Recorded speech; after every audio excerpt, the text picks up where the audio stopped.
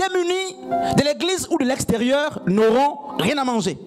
Donc si l'action de grâce, je précise, si l'action de grâce dans la nouvelle alliance c'est un geste de reconnaissance, par les louanges, le fruit de nos lèvres, il faut qu'on aille plus loin pour qu'on comprenne que il n'est pas malsain d'associer au fruit de nos lèvres les biens que nous avons. C'est le message. L'action de grâce n'est pas pour le prophète qui a prié pour toi et tu as eu un enfant. Si tu le fais, tu as désorienté la parole. Parce que à Dieu seul les actions de grâce.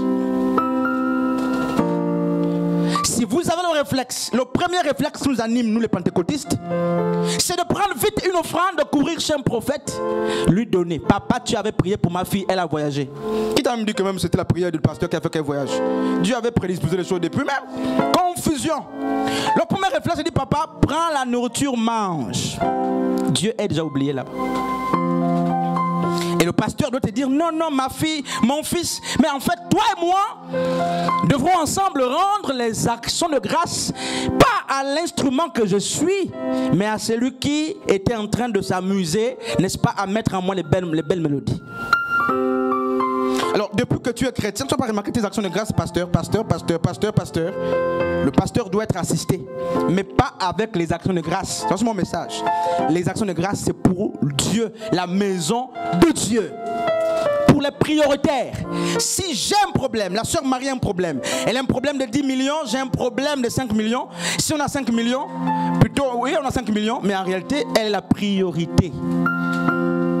Dans le partage des biens de l'église, il y a aussi la priorité. Vous voyez?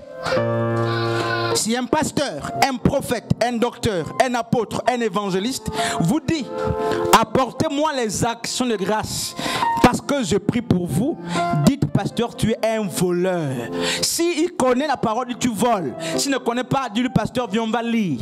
L'action de grâce n'appartient pas à un... Je dis, action de grâce. Les pasteurs, les prophètes qui exigent les actions de grâce et avant et après, ben ils portent la marque de la flétrissure, sauf ceux qui sont ignorants. Mais ceux qui sont informés, c'est des voleurs. Et vous courez pour être vus. Vois-moi, pasteur, vois-moi, vois. Et il te voit, rien ne voit, il y a des problèmes. Rien ne change. Le culte qui appartient à Dieu ne doit pas revenir chez le pasteur, chez l'homme. Non, frère. Un prophète te dit, je vais 5 000 avant la prière. Si c'est monnaie courante, fuis. Prends tes pieds, cours, pars de là. J'ai prié pour la sœur Merveille tout à l'heure. Dieu m'a mis ça à cœur depuis dimanche, tu m'écris. Voilà, j'écris sur Dieu m'a mis à cœur de prier pour toi. Pour quelques secondes. Dieu te fera grâce, n'aie pas peur, n'est-ce pas? Exode 14, 14. Ne craignez rien, l'Éternel combattra pour vous. À un moment donné, restez silencieux. Je ne vais pas me changer de message. Restez calme, même quand les gens s'agitent. Maladie ou pas, là, même si je meurs, il y a le royaume. Pourquoi vous avez peur du royaume? Paul dit, je suis pressé de côté, j'ai envie d'aller. Mais il n'y a plus de chrétiens qui disent ça, parce qu'on parfois on n'est pas prêt. Alors bref, je ferme ça. Si tu es de cette église, un pasteur t'a séduit en te demandant l'argent, les biens pour la prière, tu es soumis au péché. Parce que tu es enseigné. Tu peux être reconnaissant envers Dieu et tu peux témoigner la gratitude envers un pasteur, surtout le témoignage. Maintenant, à quel moment le pasteur a besoin de toi? Mais c'est lorsqu'il t'entretient, lorsqu'il prie pour toi, lorsqu'il jeûne, lorsqu'il enseigne. La Bible dit, fais part de tes biens avec lui. Ce n'est pas l'action de grâce. Le peuple doit aussi prendre soin des pasteurs. C'était ça le message. Parce qu'on sent qu'il y a des écarts. Et tous les peuples qui ne prennent pas soin des pasteurs ne pourront pas voir l'église évoluer. Pourquoi? Il faut des actions posées pour que Dieu bénisse les gens. Comment les actions ne sont pas posées et on veut être béni? Il y a des bénédictions qui ne viennent pas d'une manière, n'est-ce pas, naturelle. Elles viennent parce qu'on a les planter. Il y a l'herbe qui pousse naturellement et les plantes qui poussent sauvagement. Ah oui, le soleil brille pour tout le monde, la pluie tombe pour tout le monde. Mais il y a des plus spécifiques. Ça ne tombe que sur ta maison, vous n'avez pas encore vu ça, hein? Il y a a des grâces qui sont spécifiques. Là, ce n'est pas une grâce, c'est que c'est la méritocratie. Tu mérites. Tu as planté, tu récoltes. À l'église, il y a trop de chrétiens qui attendent la pluie commune, l'éclairage de tout le monde, l'eau de tout le monde. Ils n'osent pas planter pour recevoir. Non, je vais en brousse, là-bas, il y a le feu de manioc qui pousse sauvagement. Oui, tout le monde va se servir. Mais quand est-ce que tu vas concentrer le soleil sur ta maison? Quand est-ce que tu vas concentrer la pluie sur ta maison? Là, frère, tout le quartier sait qu'il y a la pluie, ça tombe seulement chez toi. Mais tu as planté? Ah, c'est prophétique, c'est ce que je suis en train de dire. C'est spirituel. Tu veux être béni, donne à Dieu. Tu veux récolter, apprends à semer. Voilà. C'est le message. Je ne dis pas que pour être béni, il faut donner. Je dis, il y a des bénédictions qu'on ne reçoit que quand on a donné. Ah, mais c'est ça, frère. Il y a des portes qui ne s'ouvrent que parce que justement on a semé. C'est comme ça avec Dieu. C'est des principes. Il ne faut pas qu'on soit habitué à un message qui nous embrouille, frères et sœurs. Dieu nous bénit même quand on n'a pas de moyens, oui. Mais il y a des choses qu'on provoque nous-mêmes. La veuve de Sarepta s'est dit en elle-même, avec cette petite farine, cette portion d'huile, je vais prioriser l'homme de Dieu. Une provocation spirituelle. Elle a son enfant qui va mourir de faim. Elle-même, mais elle priorise l'homme de Dieu. C'est inspiré. Et l'homme de Dieu a dit, donne-moi d'abord à manger. D'abord à manger. C'était prophétique, c'est pas qu'il est venu faire la mendicité.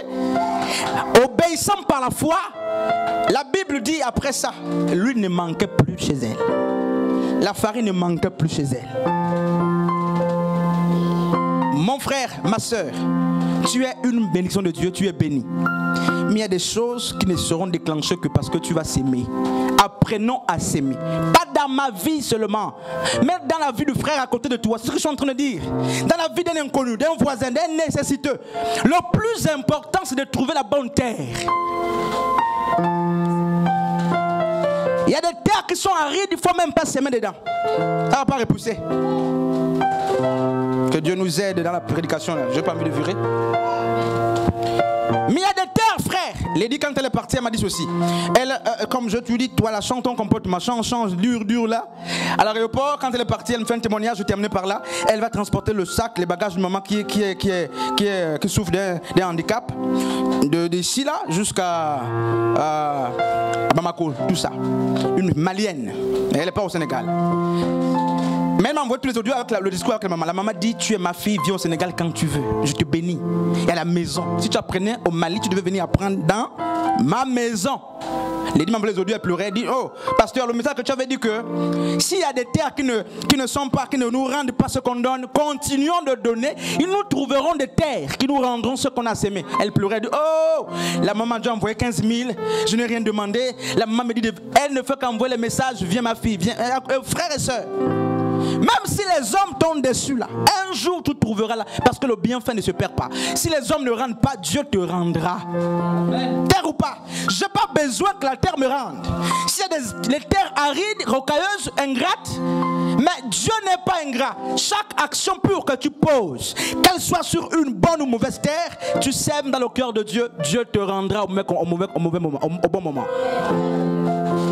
Tu ne dois pas cesser de s'aimer parce qu'autour de toi les gens sont mauvais. Tu ne dois pas cesser de bénir parce que les gens ne viennent pas témoigner. Tu ne bénis pas les gens pour qu'ils viennent dire le frère m'a béni. Parce que ta récompense viendra de Dieu. Et très souvent elle vient au moment où on ne s'attend pas. Il y a des gens qui ont laissé les choses passer à côté parce qu'ils ont beaucoup sémé sur de mauvaises terres et ils ont attendu que la terre rende ce qu'ils ont sémé. Vous trouverez des terres qui vous rendront ce que vous avez sémé, mais vous trouverez aussi des terres qui ne rendront point. La parabole justement de Marc chapitre 4 nous parle de la terre, des 4 terrains. Il y a des mauvaises terres. Mais avec le principe divin, terre, qu'elle soit fertile ou pas, Dieu te rendra. Parce que là, ce n'est pas la terre qui te rend, c'est Dieu qui te rend. Donc, sème même sur la mauvaise terre. Moi, je ne sais pas si tu comprends le message. J'ai reçu un frère qui avait raconté au quartier que j'étais un serpent, un gros python. Le pasteur Christ, je rêvais de lui, c'était un gros serpent, je ne prie plus chez lui. Il a gaspillé mon nom partout. Je l'ai confronté, lui et sa femme. Bref. Mais la confusion de Dieu est telle que, frères et sœurs, Dieu t'envoie, l'envoie chez moi. L'enfant est malade. Tu n'as pas d'argent, je suis au laboratoire. Je peux te faire payer 80 000. Puisque tu n'as rien. Je te fais d'abord les examens gratuitement. Pour t'enseigner la morale. Je te fais ça gratuitement. Quand je te fais là, c'est pour mettre le charbon à sur ta tête. Pour t'enseigner dans ta vie. Tu pars chez toi. J'ai installé dans ton cœur là une dette à vie, une prison. Le serpent là t'a fait les examens cadeaux. Vous avez la confusion. Donc c'est le serpent. Tu manges dans le trou du serpent. Ça c'est la confusion. C'est pourquoi ne cesse pas de poser les bonnes actions. Même si les frères sont devenus ingrats, pose les bonnes actions. Tu ne les poses pas pour les frères. Tu les poses parce que la Bible, la parole de Dieu, te recommande de poser les actions. J'obéis à la parole de Dieu qui dit: la vraie religion pure et devant Dieu, sans tache ni ride, consiste non pas à venir ici, mais à visiter les veuves et les orphelins. Jacques nous le dit. Mais alors, si j'ai les orphelins qui sont orgueilleux, comprenant le principe divin, je sème dans leur vie, même s'ils sont orgueilleux envers moi. Pourquoi? Ma récompense ne viendra pas d'eux. Ma récompense viendra du ciel. Et j'ai vu à l'église les gens qui ne veulent plus s'aimer, même dans les vies des autres, ils ne veulent plus rien faire. Cette soeur ne sait pas dire merci. Regarde, j'ai fait un tel monnaie, elle me dit j'ai reçu, même sans merci. Quand tu parles comme ça là, c'est que toi là, ta récompense tu l'attends d'elle. Même pas merci. C'est comme le signe de politesse. Oui, c'est pas faux. Il faut l'éducation civique. Dans la société, il faut dire merci, c'est aussi important. Quand on te fait du bien, il faut dire merci, c'est poli. Mais le principe divin n'a pas besoin que tu attendes des merci ou pas. Ah, tu t'en fous. Tu attends que Dieu agisse. Tu me remercies pas, je m'en fous. Moi, je sais que je vais s'aimer. Et je ne mourrai jamais de faim. David a dit, il a vécu dans ce monde, il n'a pas vu un seul juste mourir de faim. Il dit, il n'a pas vu. David dit, je n'ai pas vu. Salomon a dit la même chose, je n'ai pas vu un juste périr. Les justes périssent. Pourquoi? Parce qu'ils sont dans les calculs des terres. C'est une bonne terre. Non, pasteur Félix, non. Oh, la sœur Joss, non. Je vais choisir maman Ashley pour s'aimer. Elle va me rendre demain. Mais le pasteur Christ, va pas me rendre. Il faut choisir les terres. Le tri. On n'écoute plus Dieu. On ne voit plus la compassion. On n'écoute plus Dieu. On ne voit plus la compassion. On choisit les terres. On ne peut pas être béni comme ça. Des offrandes calculées. Alors je finis. L'action de grâce est une propriété privée de Dieu.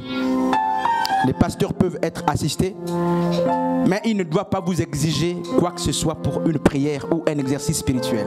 Si un pasteur tombe dans ça, il est en train de marchander le ministère.